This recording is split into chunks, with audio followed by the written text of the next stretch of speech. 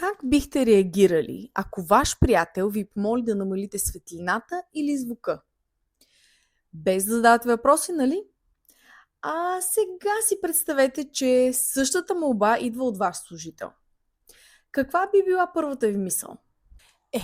Чак пък толкова ли му пречи? Ами другите какво ще кажат? Няма ли да се отличава, ако направя компромис за него?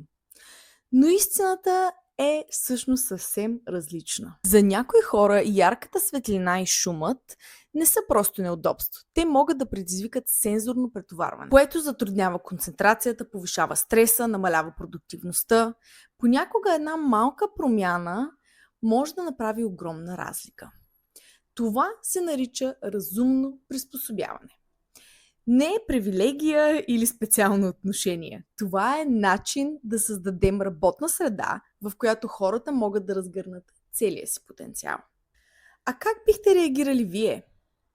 Ако смятате, че това е напълно нормална молба, напишете да в коментарите. Или споделете какво друго разумно приспособление бихте направили за свой служител. А ако работите в HR или сте менеджер и искате повече практически идеи за разумни приспособявания, пишете ми HR на лично съобщение.